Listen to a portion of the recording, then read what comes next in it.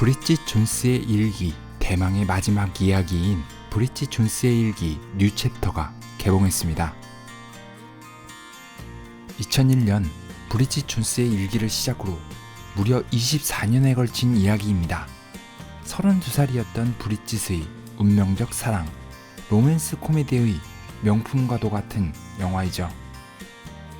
24년 전인 2001년 브릿짓 존스의 일기 첫 번째 이야기는 300억 정도의 투자로 3천억이 넘는 수입을 올릴 정도로 성공했습니다. 또한 로맨스 코미디, 일명 로코물이라고 하는 장르의 성공과 시작을 알린 주상과도 같은 작품입니다. 당연히 1편의 성공 이후 2, 3편까지 나왔지만 아무래도 1편을 뛰어넘지 못합니다. 2편, 3편을 보지 못한 사람은 있지만 1편을 안 본 사람은 아마 없을 겁니다. 32살의 노처녀 브릿짓은 사랑이 하고 싶습니다.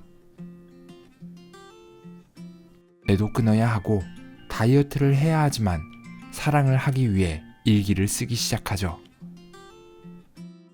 중동남인 다니엘 클리버, 무뚝뚝하지만 진실한 남자 마크 다하시 사이에서 고민을 합니다.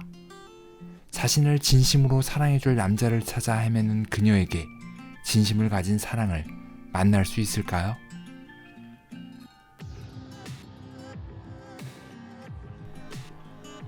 로맨스 코미디 장르 영화는 너무나도 많습니다.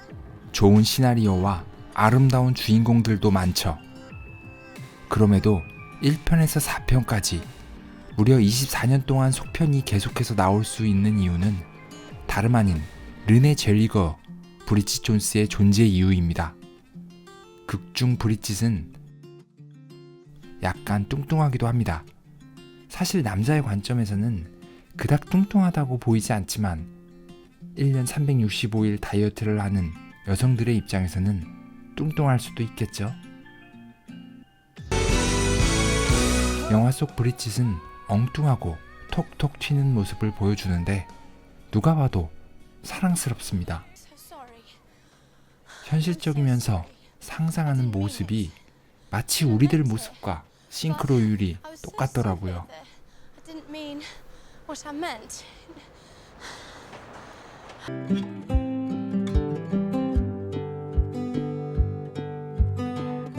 누가 봐도 자신보다 잘난 남자와 데이트하는 브릿짓은 여러 밤을 함께 보내고도 옷을 숨어서 갈아입습니다.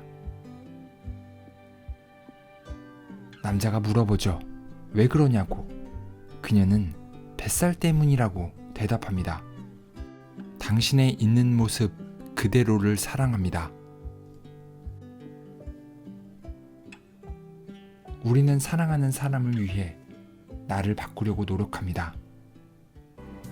노력하는 것은 좋은 것이지만 상대방만을 위한 맞춤 변화는 결국 나를 잃어버리게 됩니다. 나중에 현타가 올 수밖에 없는 이유죠. 나를 있는 그대로 사랑해주는 사람, 이것보다 더 사랑스럽고 기적 같은 일이 있을까요?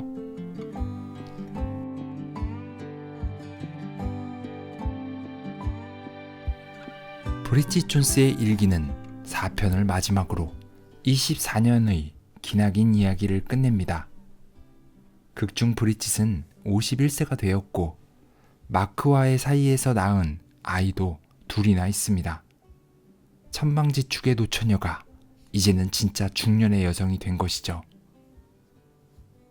1편과 4편을 비교하면 세월의 흐름이 자연스럽게 얼굴에 나타납니다. 낭만과 사랑스러움 그 자체였던 1편과 비교해보면 이제는 정말 현실입니다. 물론 여전히 체중과 알코올과의 싸움은 계속되고 있지만요. 운명의 사랑이었던 마크 다시가 4년 전 죽고 싱글맘으로 살아가던 그녀에게 새로운 사랑이 찾아옵니다. 29살의 매력적인 연하남, 그리고 또 다른 남자. 그녀의 새로운 운명은 누굴까요? 여전히 그녀의 사랑과 성생활을 가감없이 보여줍니다. 하지만 냉정하게 말해보면 4편은 수많은 로코물 영화와 크게 다르지 않습니다. 솔직하게 말하자면 더 이상 1편의 그 따스한 사랑의 분위기를 만들지 못합니다. 어찌 보면 당연한 거죠. 싱글맘으로 직장 생활, 아이들과의 생활이 어떻게 낭만적일 수 있겠나요? 1편부터 3편을 보지 않은 사람들에게는 그냥 평범하고 재미없는 영화일 수도 있겠다는 생각을 해봅니다. 하지만 1편의 사랑스러운 브리짓을 보며 사랑과 낭만을 꿈꾸었던 사람들에게는 마치 소중한 누군가 혹은 자신의 젊은 시절을 떠나보내는 마지막 인사 같은 영화입니다.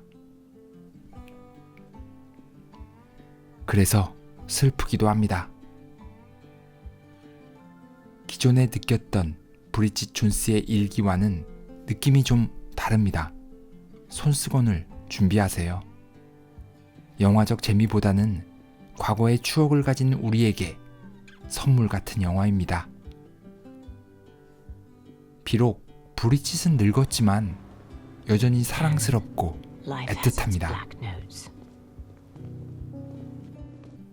한때는 스스로에게 자신이 없었던 그녀는 진정으로 자신을 사랑하는 법을 인생을 통해 배웠습니다. 3